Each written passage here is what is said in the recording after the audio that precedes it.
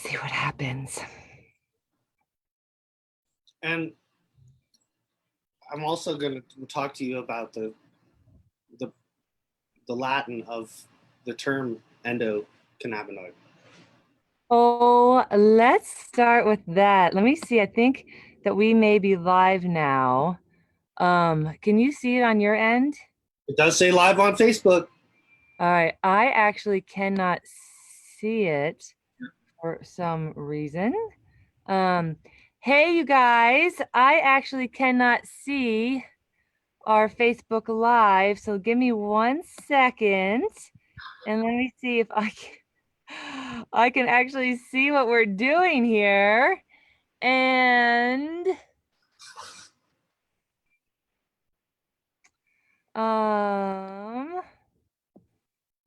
let's see.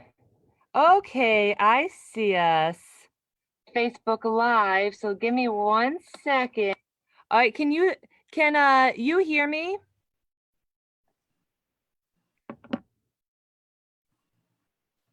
I can indeed, yeah. Okay. I need to, sorry everyone, this is the first time we've gone live virtually with a guest, and I want to introduce him, but I want to make sure I can someone text me on the Facebook Live and let me know that you can hear us from your side? Yeah, because it only works if they can hear both of us, right? Yes, yes. Can you hear both? Hi, Barbara. Can you hear both Todd and myself?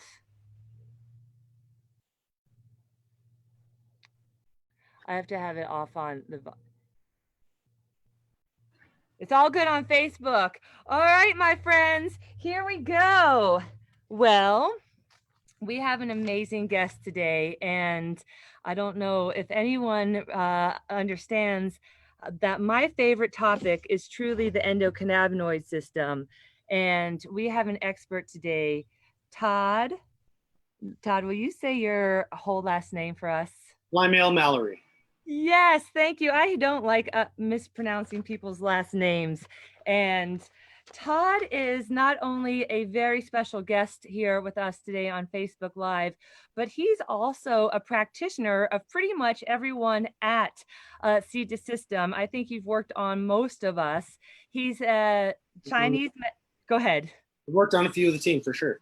Yes, and we love him, and his work is phenomenal. So Todd is a licensed acupuncturist. He's a mind, body, soul mechanic, which means he deals with way more than the physical. And he's very well versed and an expert in the endocannabinoid system. Todd, thank you for being here. Sure, thanks for having me. Since we started with pronunciation, let's start with that, because I went to an all-boys Jesuit high school, and we were all required to learn Latin. And so what we're talking about today is the endocannabinoid system. The word endo means within. We know what cannabis is, and oid means like. So the endocannabinoid system is the system in our body which receives and regulates systems or chemicals, very much like hormones, biochemical structures that regulate this endocannabinoid system. And I get kind of befuddled in the word too, but we don't say cannabis. No, we don't. Right? We don't pack a bowl of cannabis. So we say cannabis. And so it's the endocannabinoids, because these are the cannabis-like substances in pepper, in clove, in a variety of foods, which activate, like serotonin receptors in the nervous system, that activate parts of our nervous system. And so tomato, tomato, I will never harass anybody about their pronunciation. But since I was raised in the tradition of the language and understanding the etymology of words, it's important to understand that what we're talking about when we're talking about this ECS is we're talking about these substances in the body. And yes, hemp and marijuana are both substances which contain the essential chemical that the other cannabinoids are like, Yes. right? So, and just so for our listeners, the ECS, we may refer to the ECS, that is just an abbreviation for the endocannabinoid system. Todd, I'm so curious. You said co regulates. What does the endocannabinoid system or ECS co regulate? Well, the truth of the matter is we're still learning, right? We're in the infancy of discovering really what this ECS does. Until the 20th century, it was illegal around the world to do any research into cannabinoids. It was really Israel that was the first country in the 1980s that broke ground and made it legal for them to start to do work into the therapeutic benefits of these important chemical structures. And what they discovered is that there's this system of receptors. And very much like serotonin receptors, and we'll refer a lot to those because the nervous system is an important involvement here. But there are receptors throughout the body. As far as we understand so far, it would seem that the ECS receptors are even the most prolific receptors in the entire body, in organ tissue, in muscle tissue, in lymphatic tissue, in brain tissue. They're attached to the immune system. And we're still just beginning to discover how all of these pieces fall into play.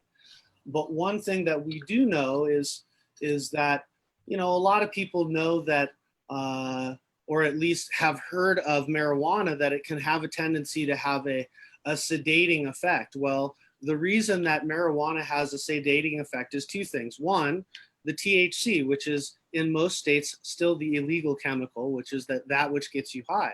The other piece is these cannabinoids, CBG, CBN, CBD.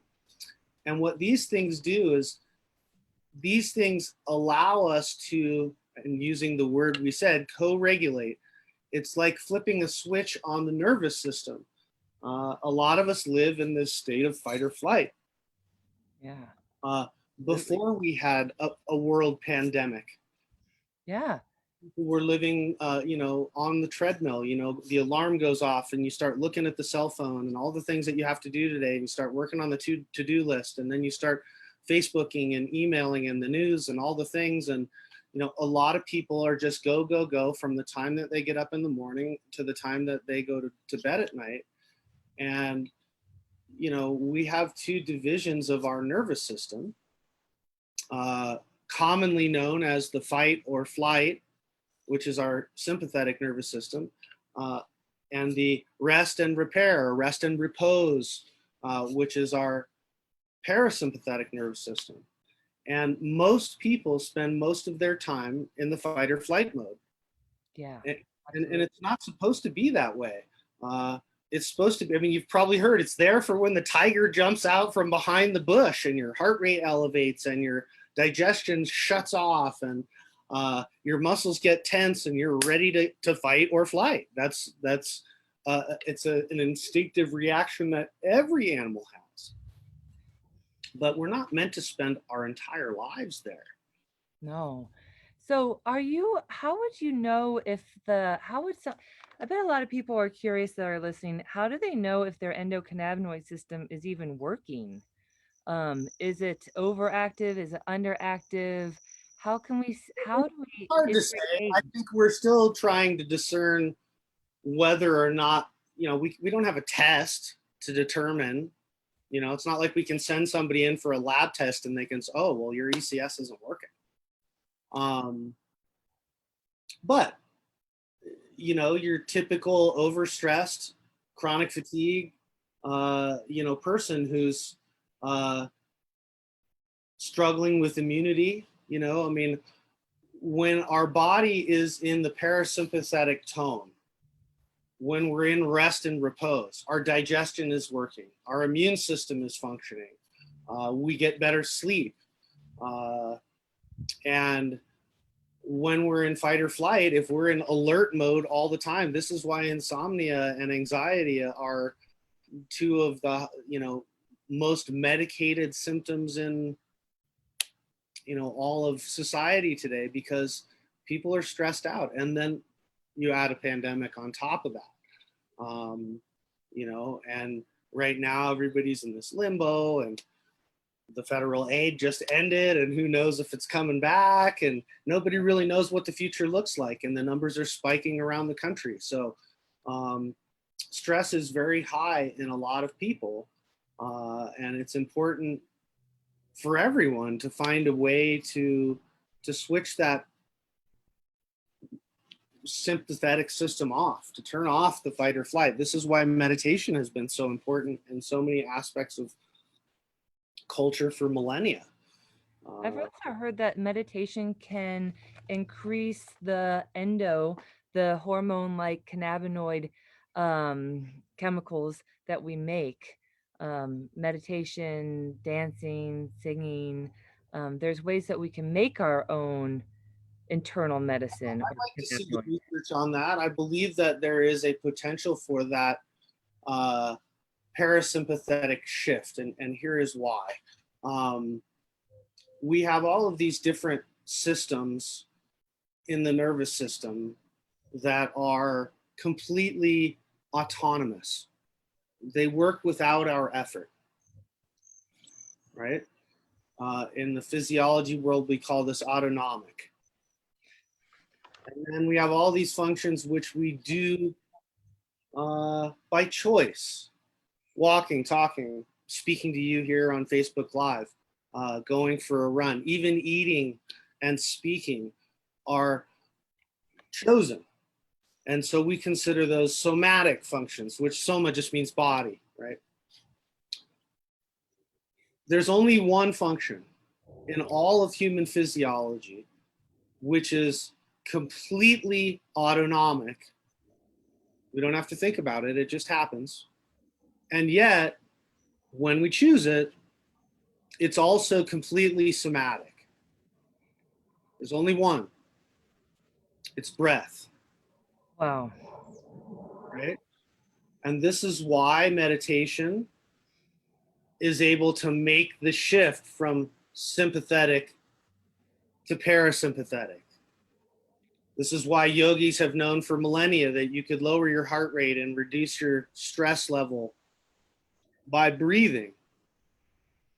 You know, in the 5-element theory in Chinese medicine, we talk about, you know, the creative and controlling cycles, and stress is regulated by our wood elements in Chinese medicine, and the lungs are metal, and the axe chops the tree.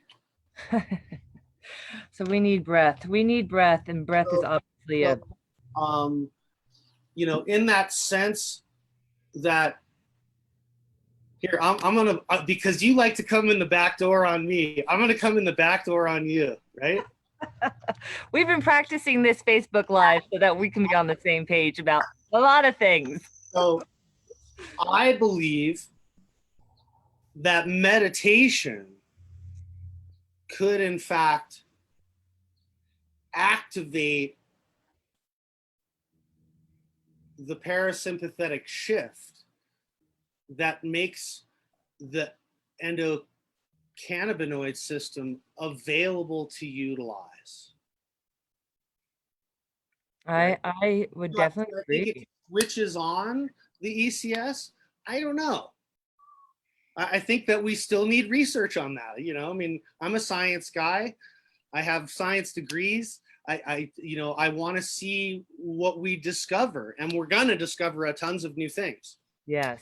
And meditation can mean a lot of things to a lot of people. It doesn't necessarily mean you have to silence your mind. It can just mean that you're focusing on something, or that you're out in nature away from distractions. But it's That's right. And we could absolutely do another Facebook Live on that. I don't want to go too far down that road because we could spend a whole hour talking about meditation. and I have tons of questions, more questions for you too. Yeah.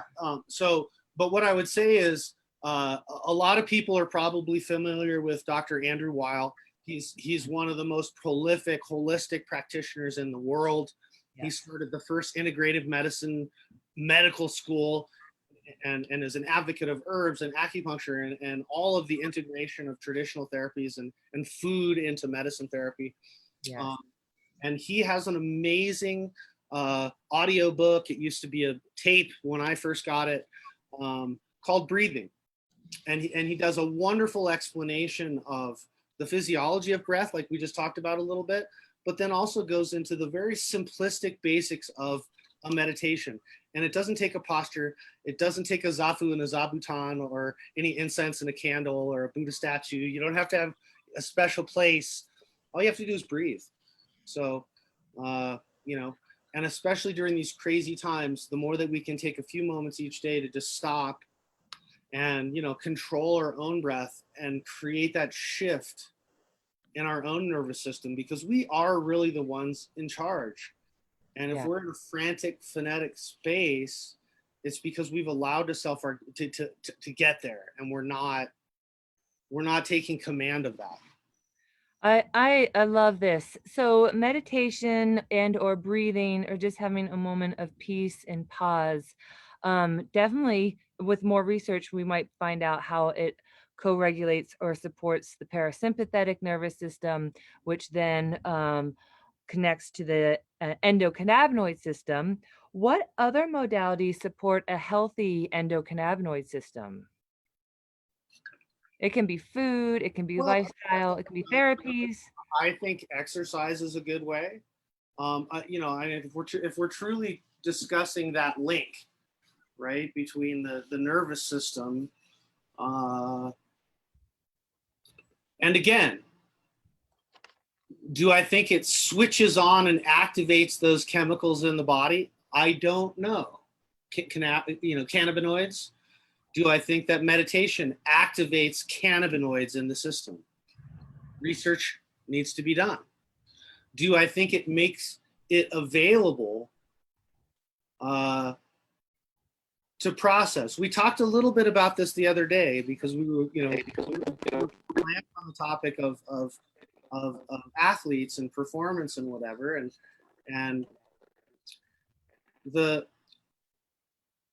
body, when it's in sympathetic mode, cannot fully recover. Again, sympathetic means the more stressed out, run, fighting, shutting down the digestion and the immune system. It cannot fully recover. It's one of the reasons that so many people suffer from chronic disease in the United States, because life is hard. Yeah. Life was hard before COVID. Right. And people are stressed and they have to work. I mean, so many people are working 2 and 3 jobs just to service the debt and not to really make any progress in life. And now it's 10 times worse, right? Right. And so a lot of people don't get a break. Mm-hmm.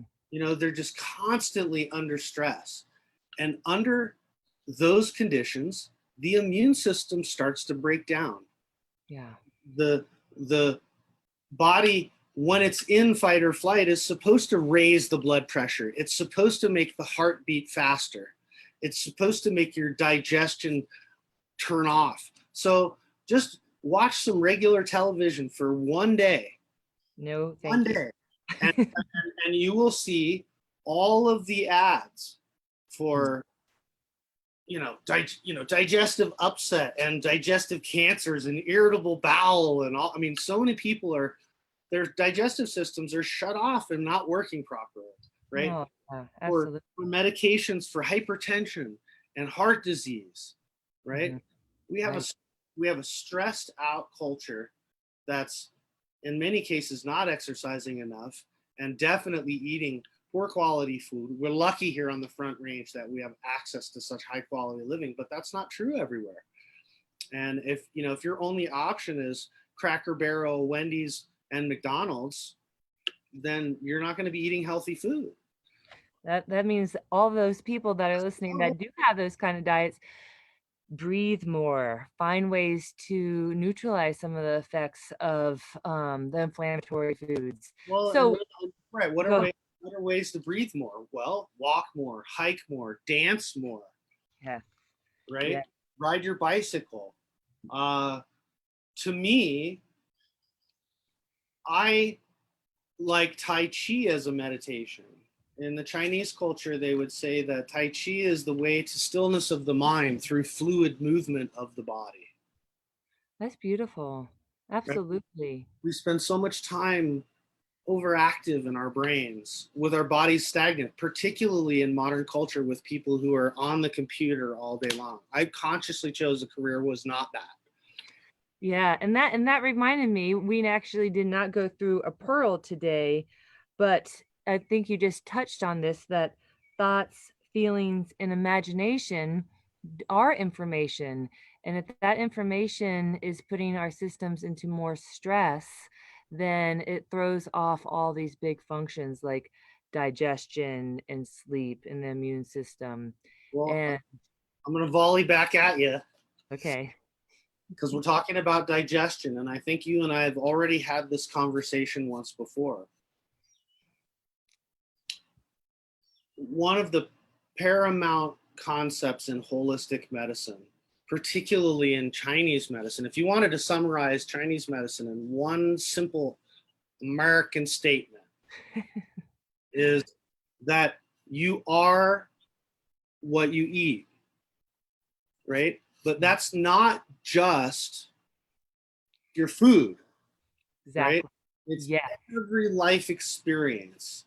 It's Yeah. that which you consume. It's the streaming that you watch. It's the people that you hang out with. It's the experiences, the benefits, and the traumas that we go through in our life. We are the makeup of all of the things that we consume, right? And every experience that we consume has to be metabolized. Lovely. I like this. Right? Yes. Every mix, and so if we're talking about a paradigm where people are stressed out so much that they can't metabolize their food, Yeah. how can they metabolize experience? How can you process all your stress? How can you deal with the traumas in your relationship and the faults there? Or the boss who's being over controlling, or the loss of a job during the pandemic? How can you, if you're already in fight or flight, if you're already overstressed and over fatigued, and your nervous system is shut off, and as such, you have no access to the endocannabinoid system? Like, What is the what, solution for, because what's that? I bet a lot of people listening to you right now are like, holy moly, all of that is happening to me right now. Well, Do they have, is there, are, do we, can we offer them any solutions? well, We have the Tai Chi and the walking and the breathing and the pausing. Well, certainly what you want is the obvious answer that CBD can be a part of that, and certainly cannabis can be. Um, you know, I've never made it try that I've been a lifelong cannabis user. I'm an ADHD kind of person, and yeah, maybe even a little on the spectrum. But I chose to use marijuana, much to the dismay of my family as a young man, because I didn't want to take Adderall or stimulant drugs to regulate my attention deficit. And I graduated from a supreme private school with summa cum laude and Phi Beta Kappa and all the honors, and grad school was the salutatorian of my class in acupuncture school. And it certainly didn't stifle my ability to have intellectual capacity. It definitely doesn't. I am envious truly of your mental capacity, because you are highly intelligent and grounded and kind and wise. Well, And I jest. I thank you. That's a wonderful and auspicious compliment. Um, I was fortunate. I probably had a few IQ points to spare. So I was blessed. And I've learned how to become more manageable as a person, because as a child I wasn't particularly so. I didn't get along. I didn't play well with others. Uh, I think you do now. We have to wrap this up in a second because I literally want to like I love listening to your wisdom and how you put the stories together and how this relates to our bodies and our health and the what we're feeling and experiencing right now as a community and a community within the United States and a community within our local communities and a community within our own home and in our own bodies. So just any you've touched, let's just review sort of the things that you've touched on. The nervous system needs to be in balance. When the sympathetic nervous system is too dominant, we compromise quality of sleep, digestion, and the immune system. And um, the endocannabinoid system, if it's healthy or and it's co-regulating the way it's supposed to the other systems, then we have a better chance of experiencing balance and potentially healing um, through this big system that touches all these organs and tissues and muscles and lymph system, etc., that you were explaining, where all these receptors are. They need to be they need to be functioning. And if the nervous system, if that, am I saying this correctly? If the nervous system is a little bit, or even if it's more balanced, that will have a better quality of life as far as sympathetic versus parasympathetic run fight traditional, versus. traditional medicine has known for millennia that the concept of balance was essential.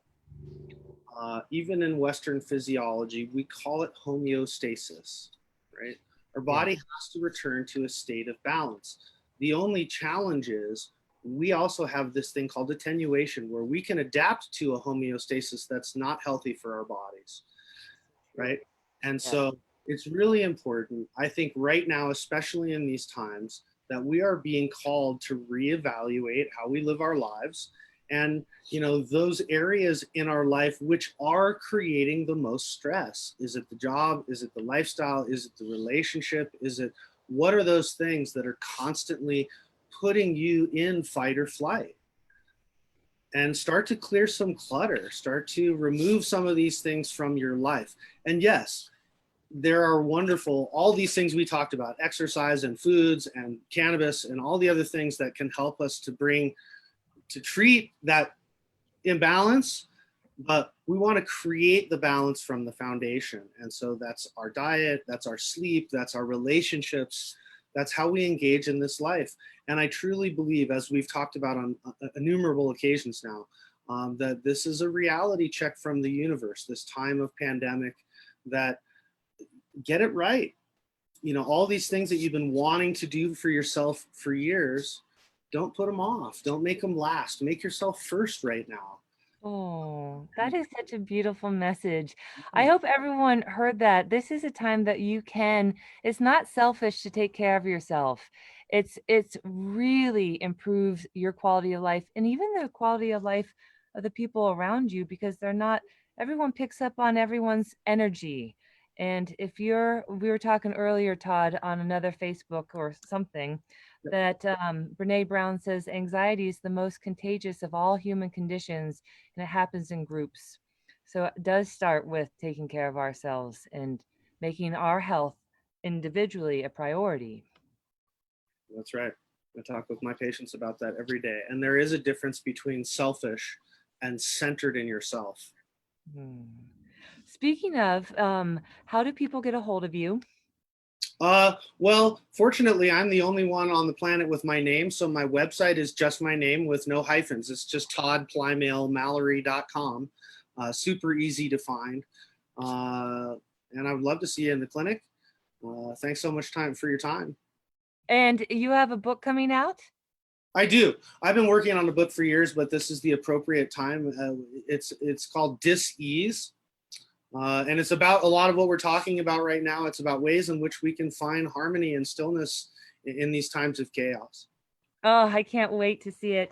Thank you, everyone, for joining us. And remember to like us on Facebook, Instagram. We're building a YouTube channel. If you want to be part of our team, please get a hold of me, Perky, Michael, Shane, etc.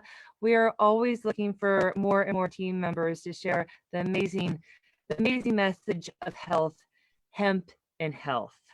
Todd, thank you, thank you, thank you. It's such a joy to see you and share your message and your wisdom. I'll look forward to the next one. Me too. Hopefully, I will see you soon. All right, likewise. Be well. You too. Bye, everyone.